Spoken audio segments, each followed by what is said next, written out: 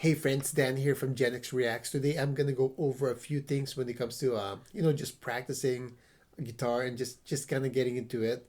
It's really important to have your for me like when I'm practicing, it's more in the posture, and then like how to position my hands. It's really important to get that going.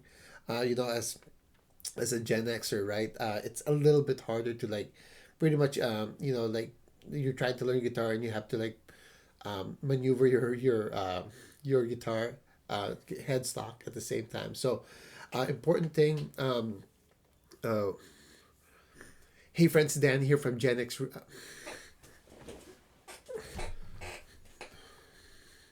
Hey friends, Dan here. Good morning. Sunday morning today. I'm gonna go ahead and do a couple of exercises with my finger. But before that, I just kind of want to go over kind of like the positioning of your guitar. People have asked me why do I have my guitar like all the way up here. There's two ways to hold a guitar. Like one is like you put it kind of like on your right leg, like this, right, and you can play like this. That's one. I do that a lot too. But when I'm practicing, I tend to do what's called the classical sit down. So what I'm gonna do is I'm gonna put my foot up, my left foot up, and then I'm gonna put this right here, this little round thing, the cutaway right there on there, and then just let it sit. Now with this my posture is great, back straight, and my hand. See this one right here, my hand is free, so now I can move around. Really important. So like with everything, right? Everything is about habit. So if you can start making a habit of doing this, like I said, you can do both ways. You could do the one where you put it on your right leg and just let it sit. For me, I prefer it to be like this, the classical way of holding it, just because like I can access the pretty much the fretboard, the neck easily. So I highly suggest to do this. And the cool thing about this, when you have this, you tend to posture up, right? So because eventually with everything else, right?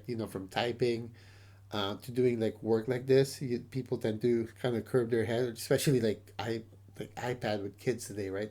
They're like this. So really important to keep your posture up, and now you can practice. Um, Really quick, I tend to use a medium pick, the one that kind of bends a little bit. I don't like it when it's too bendy, but it's really up to you the way you get a pick. But for me, I kind of prefer this.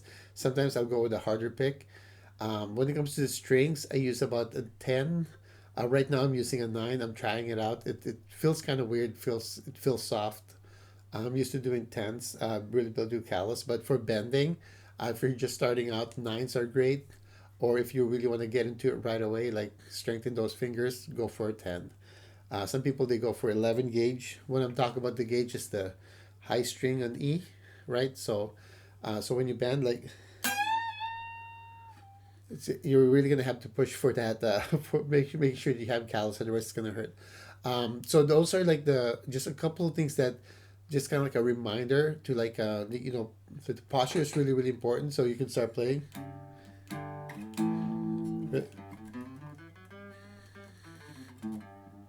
right? So you can start kind of like maneuvering the neck easily.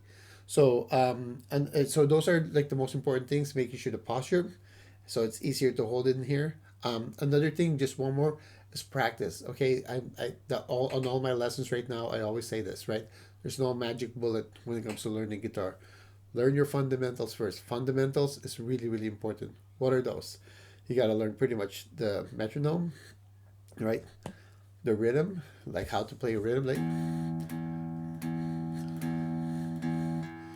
knowing all your whole notes, half notes, quarter notes, and then your triplets. But and another thing is the tuner. Always tune your guitar. Whenever you play, like if you don't think you're in tune, pop this thing in and tune it. Always important to do that. All right, so I put this up here, even though my guitar is already tuned, just because it's easier for me to access whenever. But we're gonna go in the metronome again. We're gonna go with. There you go. I have to hold the item. There we go. So we're gonna go 60 beats per minute, right? So it's kind of like a clock time, like every second. And now we're gonna go ahead and play through that. Now for this one, we're gonna go ahead do 3 fingers. So we're gonna use this 3 fingers right here, right? And they could you play on play whatever you want. You know, you could use these three fingers if you want, which I would suggest, right? But this is just another pattern of like thousands of different ways to play to do your drills. All right, so this is one of the drills that I like to do. Here we go. So there's my metronome, right? Now I'm gonna go all the way just up here, and I want you to take the rest all the way down here. Now it might be a little bit slow for some of you, it might be fast. So if you don't want to use the metronome first, totally fine, you can slow it, but we're gonna go ahead and with this. Here we go. 1, 2, 3, 4.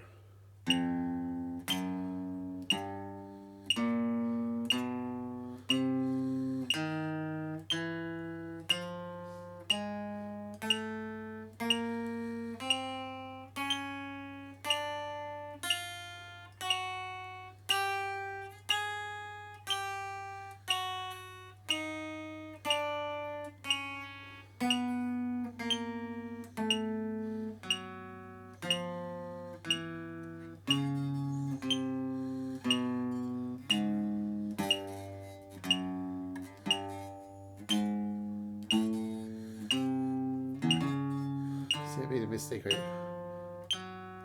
That's what happened when you don't concentrate.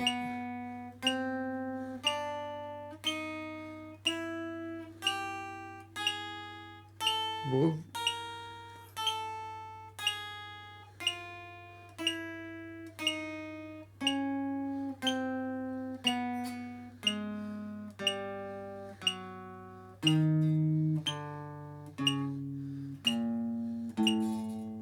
Last one.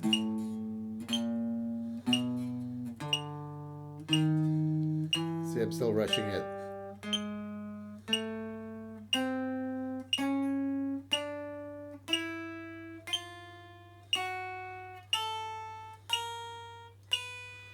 Then move. Then just start taking it on. As you can see, like I kind of mess up because when I mess up sometimes, that's when I'm not concentrating. So concentrating is really, really important when it comes to doing this.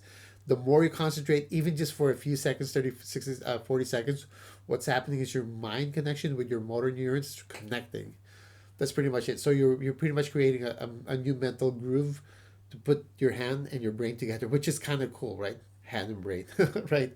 But that's really, really important. That's why, like, when people say concentrate, meaning concentrate, right? Of course, like concentration sometimes will sway off, and you notice I make a mistake there, but that happens, and the main thing is just jump right back at it, right? Another way to make, so as you notice, it's always up and down with the picking. Now the thing is when you're doing three, like when I'm doing two, I'm always up down, right there. I'm always up down. With this one, if I do triplets, well, first, right here now I have to go up. So what I tend to do is I just go a string down and then go up. Right there. So this will force you to string skip on the upstroke right here, and then down again, then up again. So always up and down. Okay, it doesn't matter if you're string skipping. It will just force you to learn to string skip right now.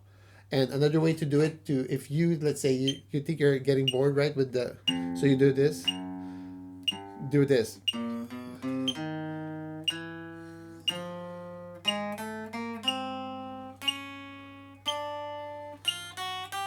That you can do that. So if you feel confident enough to do that, the faster triplets, go ahead and do it.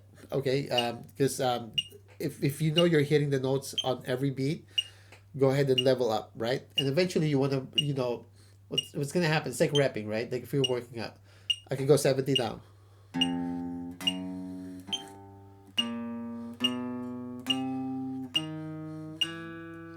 Notice that, or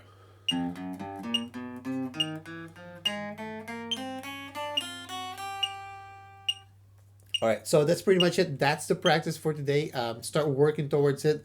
Go all the way up as usual. Don't just stay right here, all the way up. And if you can go all the way back, that's even better. The more you can concentrate and really connect those fingers, So that's about it for today. The next one probably gonna be doing a little bit more different types of way to like do your finger drills. I'm really getting back into finger drills. It's one of the best way to actually speed up your playing, get the dexterity, get everything moving. So hope you have a great day. Please like, subscribe. So have a great day. Take care. Bye bye.